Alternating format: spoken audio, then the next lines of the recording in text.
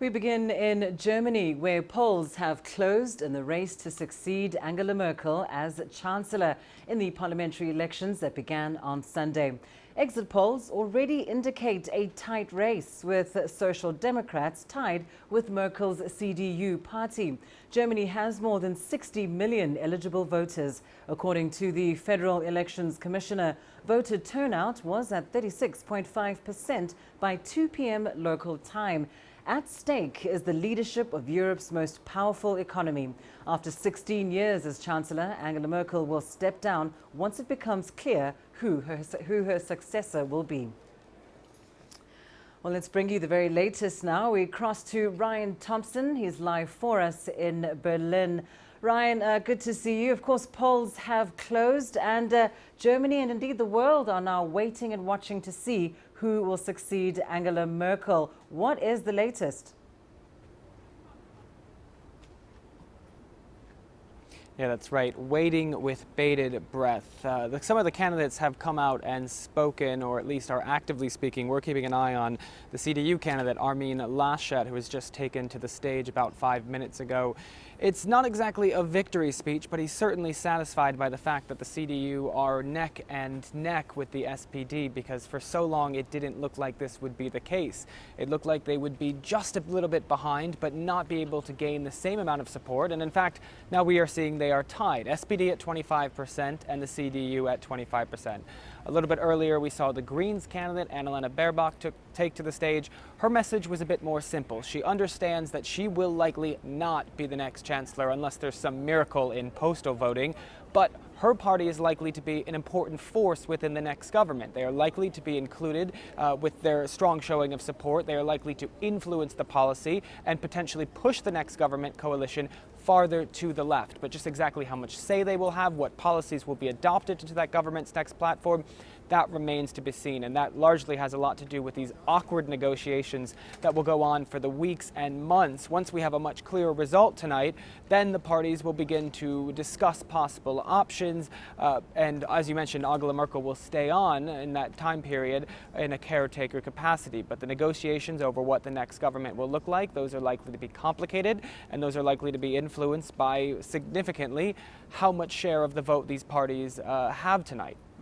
And you mentioned, Ryan, that the CDU is looking rather confident this evening. Tell us more about the mood at the various party headquarters. I would call the CDU mood significantly relieved, because we've really seen the polls shake up at many points during this election cycle. When we look back to March and April, the Greens had a very strong lead. They were surprised after some of these regional elections, and it looked like for the first time ever, not only would they be naming a candidate for the Chancellor, but they potentially would actually be able to elect that candidate to the Chancellery. They saw their popularity fade when June came around, and Armin Laschet and the CDU quickly rose to the top spot, but he fell out of favorability as the summer waved on. We saw a number of gaffes by him, and he just really struggled to adapt the same voter likability that his party predecessor Angela Merkel had. Finally, as we got into late August and September, the SPD has really shot to the top spot, and that is where we see Olaf Scholz coming into play. So what is the mood at the party headquarters? At the CDU, it is certainly a sense of relief. They are happy to see themselves neck and neck with the SPD. We haven't seen an update or Olaf Scholz take the stage just yet, but we're expecting it potentially in the next hour, potentially right before we get those initial polling data at 8 p.m. local time, 6 p.m. GMT. But the Greens, definitely their message is, we are a force to be reckoned with. We will fight to get our party platform for climate change and other social issues into the next government. Thank you so much, Ryan Thompson. Of course, he's tracking all the developments for us in Germany's election live there from Berlin. Now, this election is being seen as a watershed moment for modern Germany, the first in over 16 years where Angela Merkel won't be on the ballot. With the longtime leader retiring, a new generation of candidates is hoping to replace her.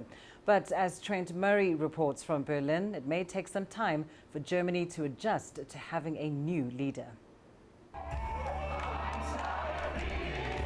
After more than a decade and a half in power, Angela Merkel has decided to call it a day. The 67-year-old German Chancellor's decision to retire has left a fresh field of new candidates hoping to succeed her. Her leadership at home has been characterised by a calm and cautious approach to governing, avoiding populist platforms and personality-driven politics. That strategy has helped Merkel, a trained quantum chemist, win 4 back-to-back elections. Her signature triangle of power becoming a symbol of stability for many voters. But she has also faced challenges, including internationally.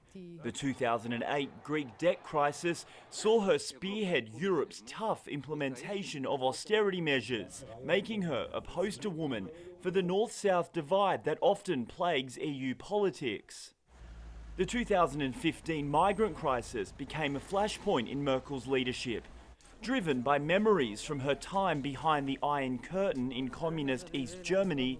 She decided to welcome refugees fleeing the Syrian war. Und ich sage ganz einfach, Deutschland ist ein... Let me simply say that Germany is a strong country, and our intention must be to say, we have achieved so much, we will manage this. We can manage this, and where there is an obstacle, we have to overcome it. That decision proved controversial and helped see the anti-immigrant AfD party win seats at the 2017 election. The first time a far-right party has managed to enter parliament in modern Germany's history.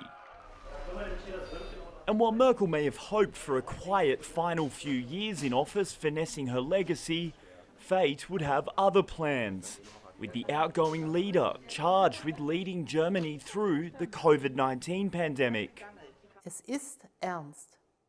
It's serious. Take it seriously. Not since German unity, no, not since World War II has there been a challenge to our country where it depends so much on our acting together in solidarity.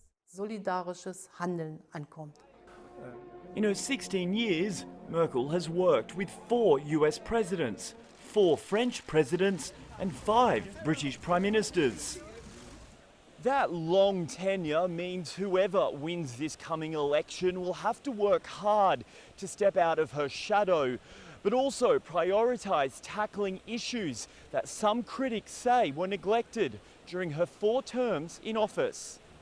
31 years after reunification, economic inequality remains a persistent problem in eastern Germany, formerly the Soviet-allied GDR.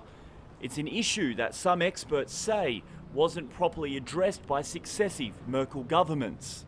I see the danger that Germany is drifting further and further apart.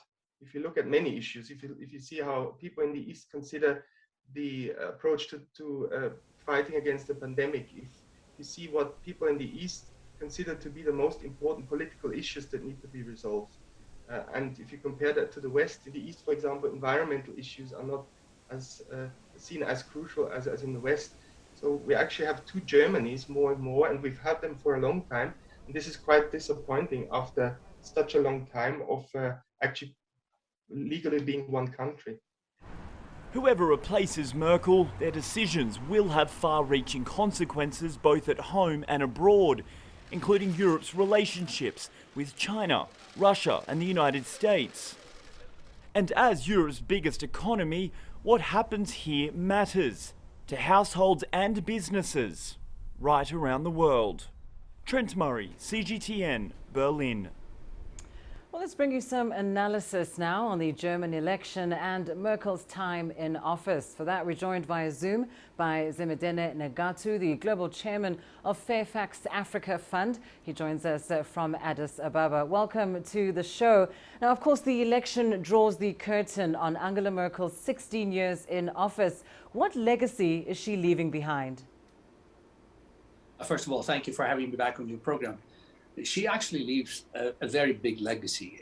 First and foremost, just from a style perspective, a lot of people describe her as unflappable, focused more on substance than flashy style, which I think would be an apt description of how she operated. But most importantly, if you look at the 4 years of the Trump administration, she was the flag carrier, or she was the leader of the Western liberal democracies.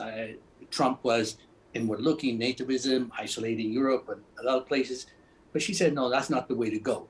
She, I think, gave comfort to the rest of the world when the US was withdrawing from engagement from the West, essentially from the rest of the world. I mean, maybe perhaps the Americans were focused on China, but not any other part of the world. She said, that's not the way we operate. And I think she became the voice for the rest of the world. The second thing I think she'll be remembered for, and this is very important, is the 1 million migrants that she allowed to come into Germany a few years ago, primarily from Syria, but from Afghanistan. There was a lot of pressure on her not to do it, but she had the instinct that that was the right thing to do. Again, it's a big, big step for her to have taken, despite a lot of opposition.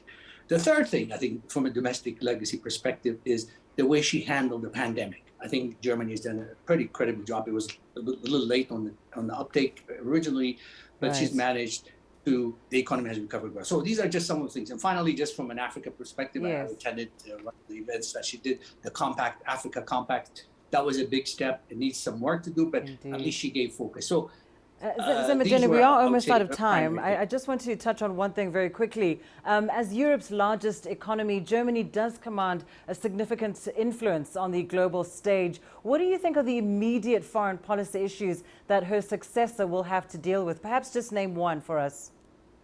Well, very good point. I think balancing the rivalry between China and the United States, because Germany has a role to play, especially since China is an extremely big market. In fact, the biggest market for German exporters is China. But it has to find a role where the US has taken a very aggressive stance against China. But at the same time, the German economy, even though it's done well, is highly, highly dependent on exports to China. So she has, whoever succeeds her has to find an apt role for Germany between those two superpowers, but also as the world's third largest exporter. They export $1.6 trillion last year. That's a big amount, and a lot of it goes to China. So they have to find a role for Germany in this sort of bipolar world where the US and China are competing for supremacy. Indeed. Well, thank you so much, Zemedeneh Negatu. Do value your insights joining us there from Addis.